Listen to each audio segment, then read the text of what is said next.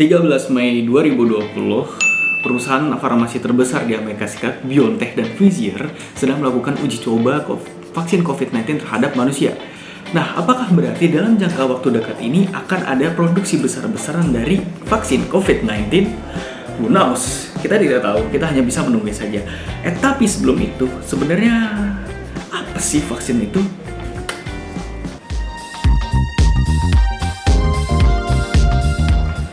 Hello health people, selamat datang kembali di channel dokter saya. Kalau buat yang baru bergabung di sini, channel ini bahkan bahas habis tentang ilmu kesehatan dan ilmu kedokteran. Jadi, tunggu apa lagi?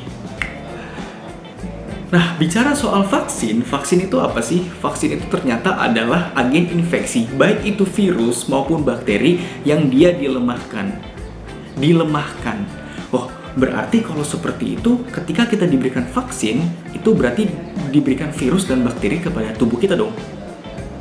Ya, jawabannya adalah benar, memang.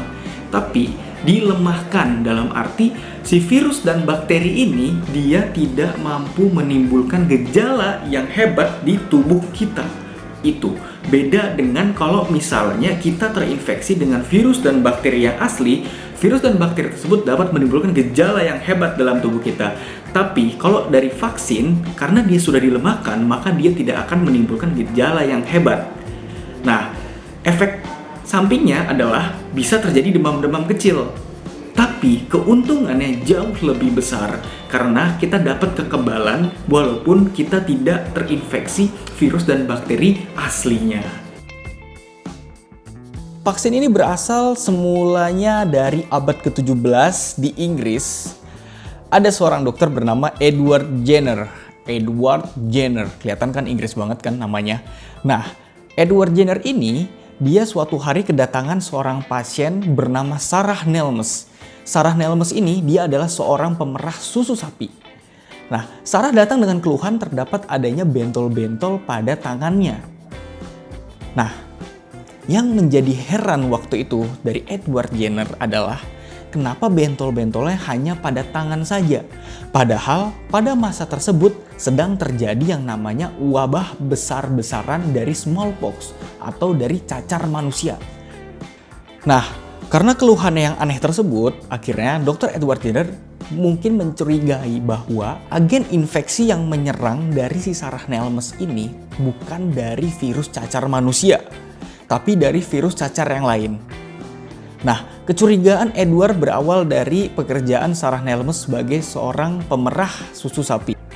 Mungkin saja penyakit itu ditularkan dari sapinya. Dan ternyata ketika dia mengecek sapi yang bernama Blossom, nah ternyata emang sapi itu juga punya bentol-bentol seperti cacar pada tubuhnya. Nah, Edward Jenner semakin yakin terhadap hipotesisnya tersebut. Ini sepertinya tertular dari si sapinya ini. Ternyata memang benar, virus yang tertular dari sapi ini namanya adalah cowpox. Virus ini dia mirip dengan virus yang ditularkan dari manusia. Tapi yang berbeda adalah struktur genetikanya. Nah, akhirnya suatu hari kemudian Edward Jenner mungkin berpikiran seperti ini. Karena memang strukturnya itu mungkin mirip, jadi orang yang sudah terkena cowpox atau virus cacar sapi ini, dia tidak akan terkena yang namanya virus cacar manusia atau smallpox atau variola ini. Dan begitu juga sebaliknya. Orang yang sudah terinfeksi virus cacar manusia, dia tidak akan bisa terkena virus cacar sapi. Atas dasar pemikiran dari Edward Jenner tersebut, akhirnya dia berinisiasi untuk menguji coba hasil pemikirannya tersebut. Dengan cara gimana? Dengan cara dia mengambil sedikit luka pada pasien Sarah ini, kemudian dia memberikan kepada seorang anak kecil. Nah, anak kecil yang diberikan itu namanya adalah James Phipps. Akhirnya, ketika telah diberikan sedikit lukanya itu, bahasa medisnya mah diinokulasi ya. Nah, setelah dia diinokulasi itu, luka tersebut akhirnya menimbulkan penyakit cacar sapi pada James Phipps. Nah, berarti dugaannya bener dong, berarti dia dari sapinya nih kayaknya. Nah, habis itu Edward Jenner menguji coba variolanya dari manusianya. Ternyata benar dugaannya. James Phipps, seorang anak kecil yang telah diberikan cacar sapi ini, akhirnya dia tidak terkena cacar manusia. Nah, semenjak dari situ, akhirnya timbullah vaksin yang berasal dari kata vaka, yang berarti adalah sapi. Nah, itu mulai dari vaksin. Dan sampai sekarang ini sudah banyak banget penyakit yang dia berhasil dieradikasi atau dimusnahkan karena keberadaan vaksin ini.